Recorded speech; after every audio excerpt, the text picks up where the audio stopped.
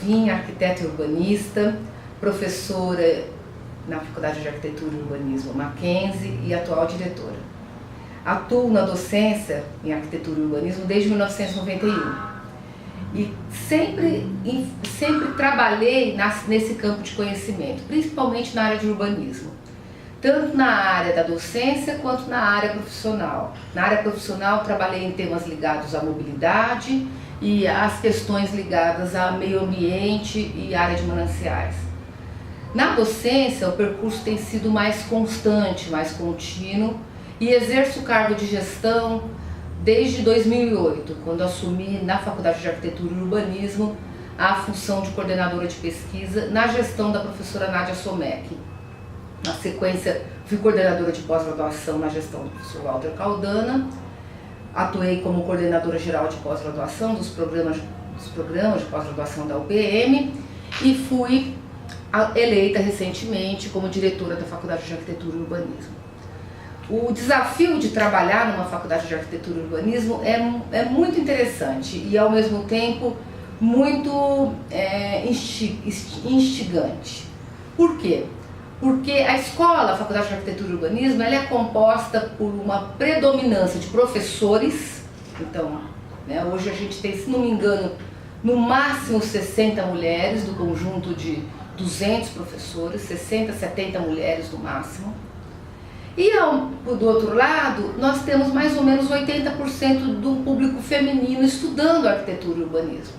Isso não era assim quando a gente estudava arquitetura e urbanismo. Na minha época, se não me engano, era mais ou menos 50% de arquitetos, de meninos, 50% de homens, 50% de mulheres.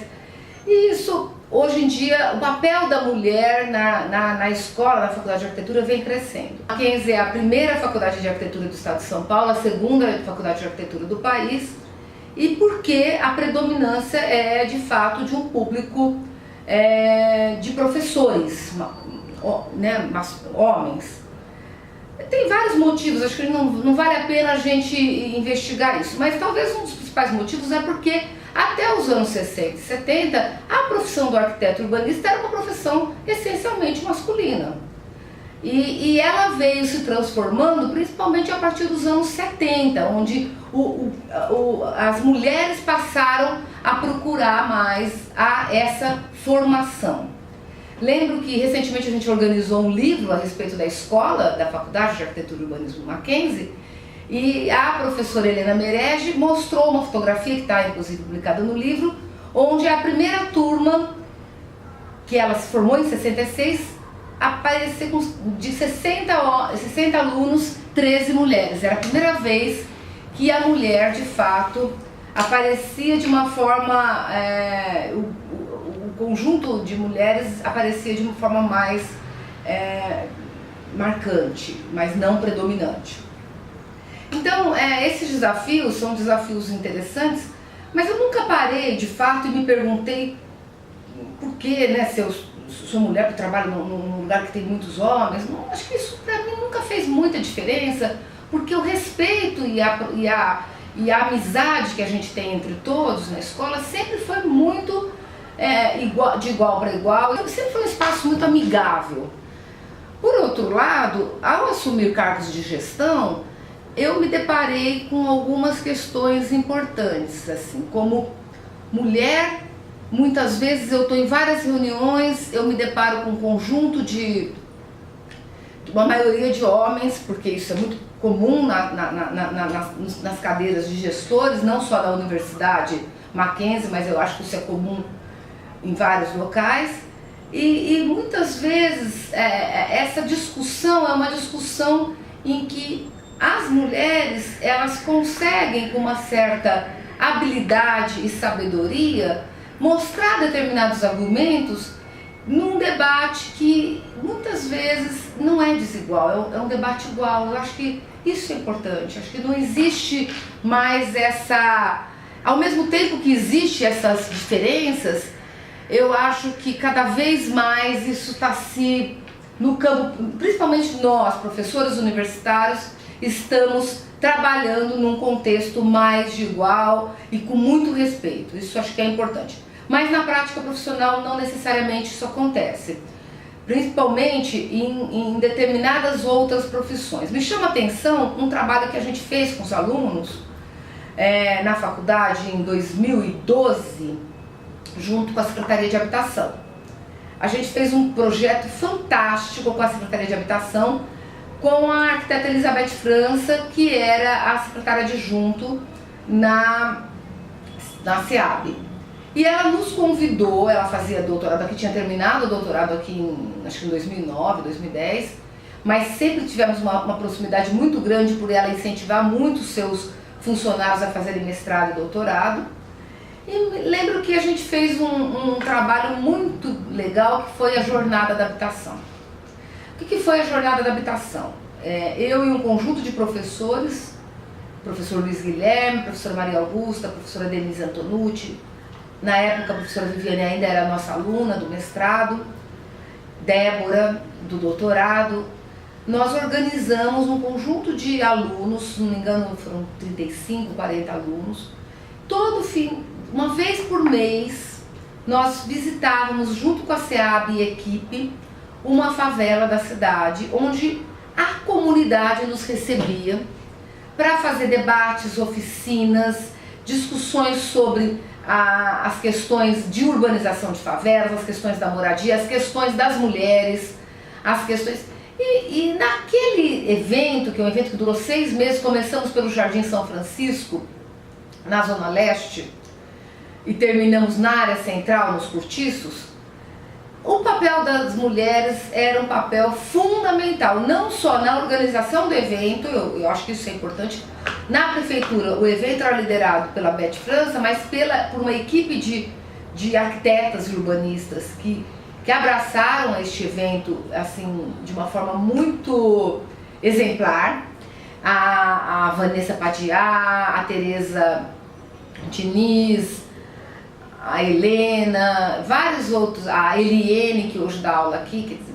Então esse grupo de pessoas, o Marcelo também tinha os arquitetos, mas junto com uma assistente do Stefano Boeri, que não me lembro o nome agora, mas de qualquer forma, eles tiveram um papel fundamental para organizar esse evento e dar visibilidade para os nossos territórios informais em São Paulo, a partir de uma rede de pessoas que era numa articulação Prefeitura a Politécnica de Milão. Então foi muito interessante porque, do ponto de vista da organização do evento, as mulheres tiveram um papel extremamente importante e aqui na faculdade também. A Augusta, eu, a Denise, nós, junto com o Luiz Guilherme, nós fizemos com que os alunos de fato visitassem esses territórios um fim de semana por mês e vivenciassem essa experiência.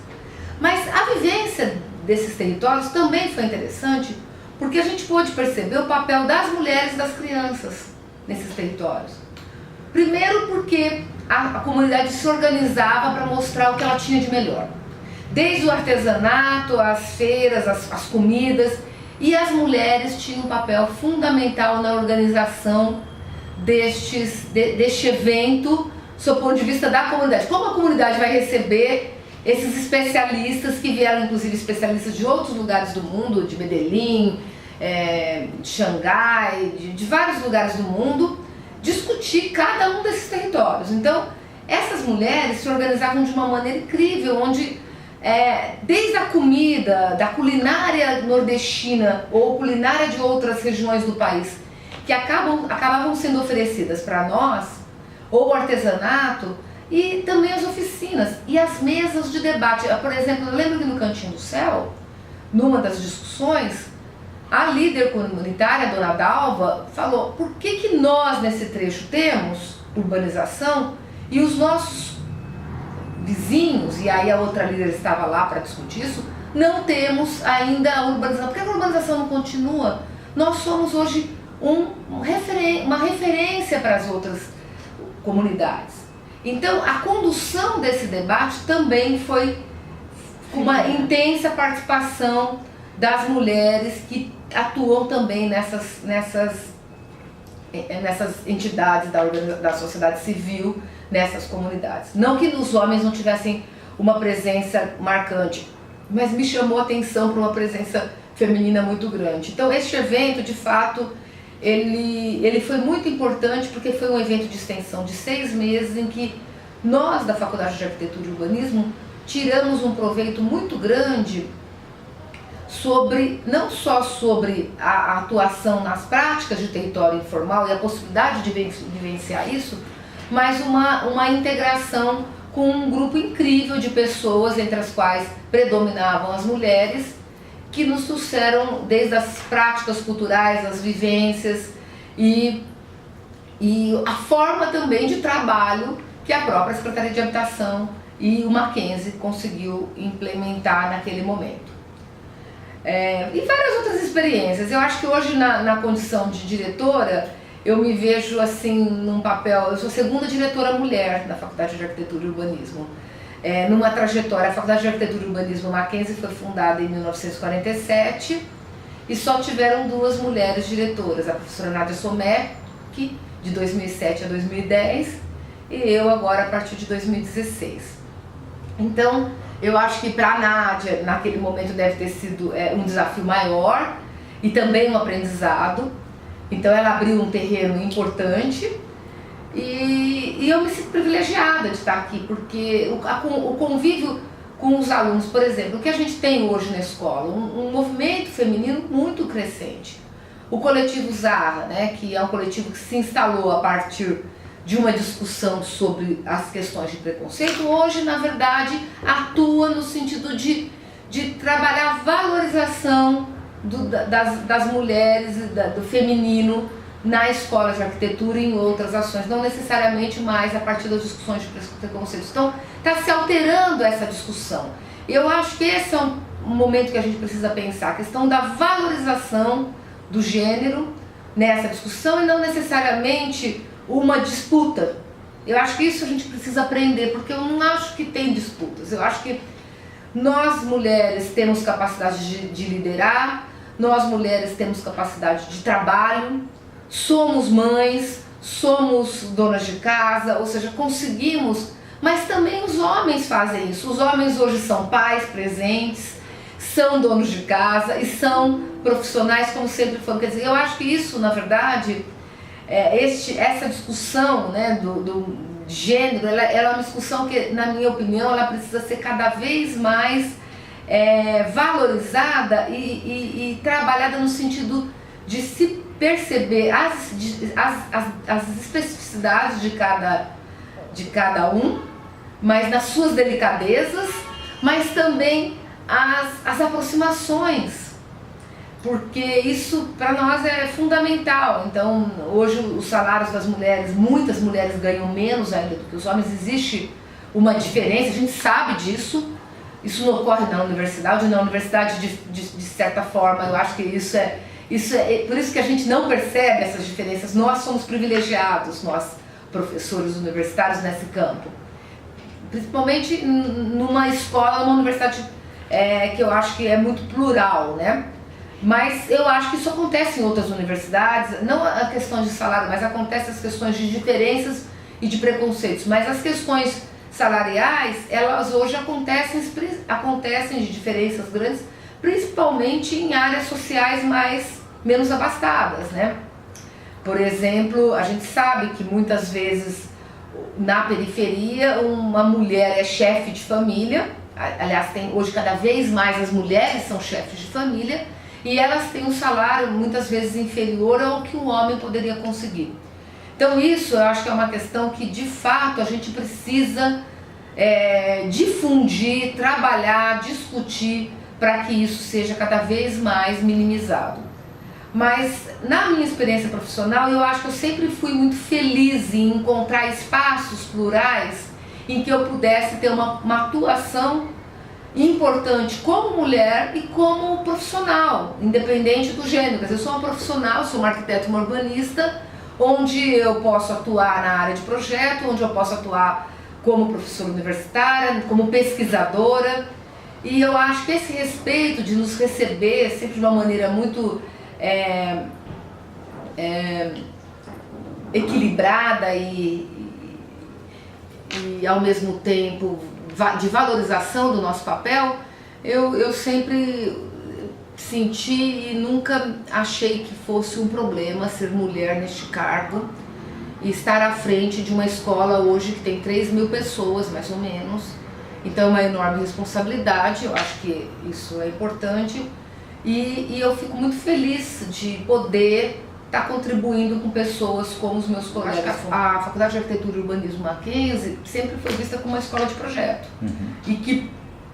E muitas vezes entendida, na minha opinião, erroneamente, com um projeto muito voltado para o projeto do edifício. E eu dou aula de urbanismo desde 91 e sempre defendi, e as minhas disciplinas e todos os meus colegas, a gente sempre trabalhou na rua, olhando a realidade, quer dizer, os trabalhos de campo, e é cansativo mesmo. Então, mas a oportunidade de ir num fim de semana por mês, com ônibus e com um grupo, visitar e com uma comunidade nos esperando com os eventos significativos, foi bastante interessante. Ao mesmo tempo, nós também tínhamos oportunidade de assistir os debates e fazer oficinas.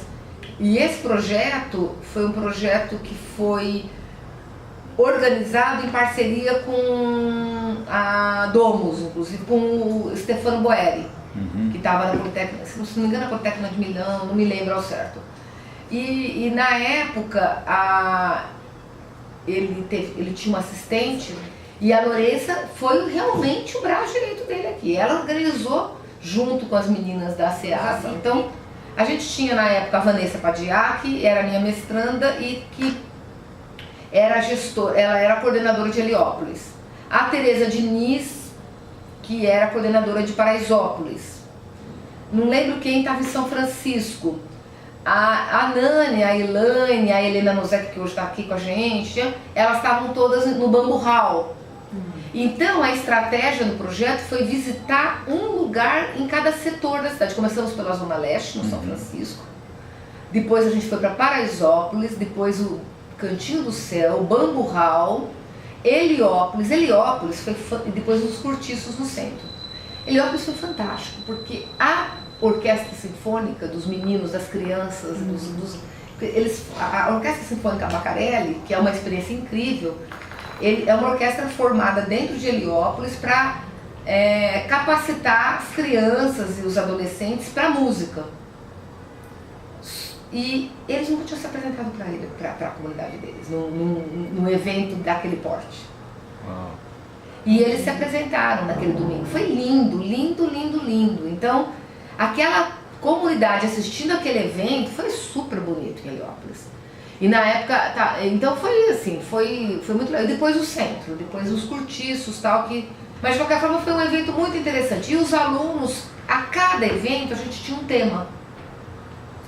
Então eles desenvolviam um projeto, um ensaio, por exemplo, a questão das bibliotecas, dos equipamentos, estava posto em São Francisco, a questão das travessias das passarelas, posto em Heliópolis. Sim.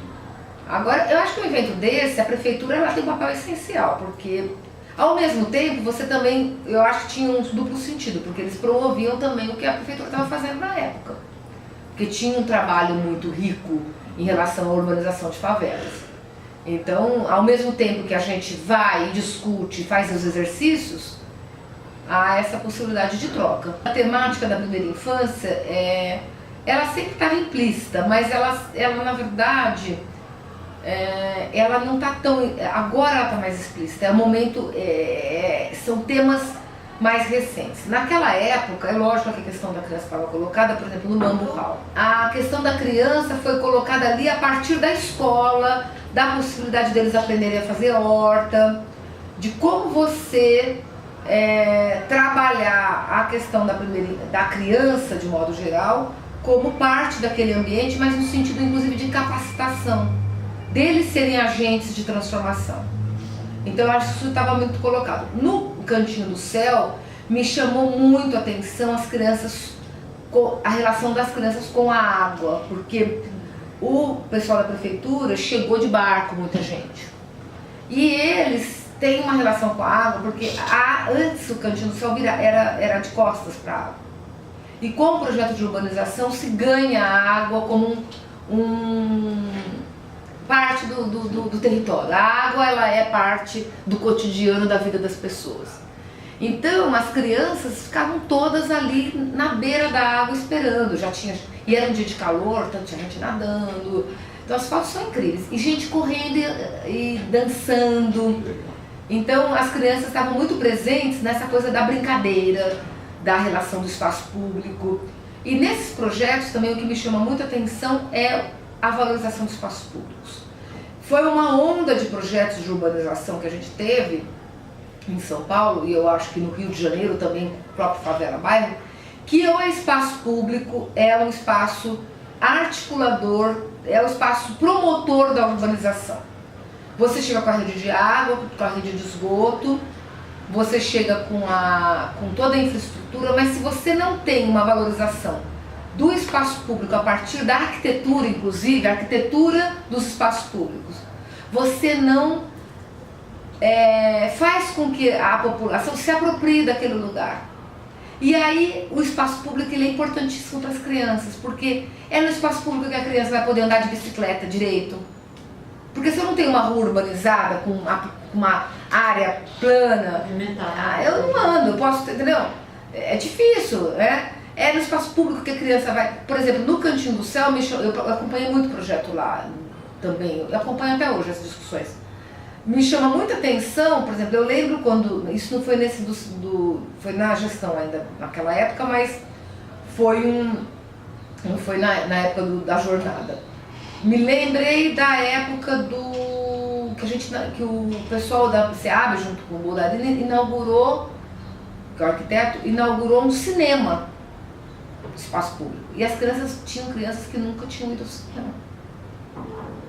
Então, eu acho que a criança na periferia, ela ao mesmo tempo que ela brinca, ela usa a rua, ela é feliz, ela muitas vezes não tem acesso, não tem a dimensão do que é a cidade sob a ótica da própria urbanidade. Então, acho que isso é uma questão importante para a primeira infância que a gente tem que pensar. Então, essa dimensão, que na minha opinião é uma dimensão muito mais cultural, eu acho que ela deve fazer parte dos projetos de urbanização e da nossa prática enquanto arquitetos urbanistas. Então, nessa questão da direção da escola, da Faculdade de Arquitetura, eu acho que é fundamental, assim, nós, professores e somos pessoas que atuamos nas questões ligadas à cidade, principalmente à cidade, é muito importante que a gente consiga mostrar a dimensão cultural nos nossos projetos.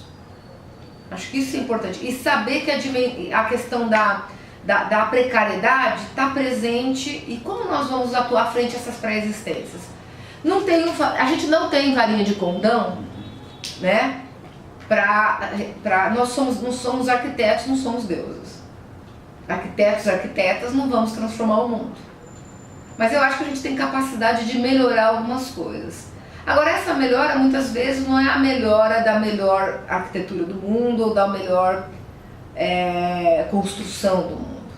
Muitas vezes é uma melhora muito sutil, às vezes até abstrata, né? Eu consigo visualizar se eu vivencio aquele momento e aquele presente, mas ela pode fazer a diferença. Então, a questão, por exemplo, um outro projeto importante que pega a dimensão da criança, que a gente vem trabalhando aqui, é o trabalho que a gente tem a parceria com o Instituto Cidade em Movimento, que é o IVM. O IVM ele tem um trabalho muito interessante e ele faz em parceria com a Faculdade de Arquitetura, com os alunos e professores, a questão do projeto Passagens. Esse projeto Passagens normalmente é uma discussão como eu atravesso de um lugar para o outro, como eu caminho de um lugar para o outro, porque o tema do IVM é a questão da mobilidade urbana, como eu qualifico essas passagens. Então, eles escolheram para trabalhar há um tempo atrás, e isso deu frutos incríveis, o Jardim Ângela. E no Jardim Ângela, em parceria com as escolas, e aí entra a dimensão da criança, eles fizeram todo o mapeamento das principais escadarias e passagens, os percursos que essas crianças fazem para sair das suas escolas, das suas casas para ir para a escola.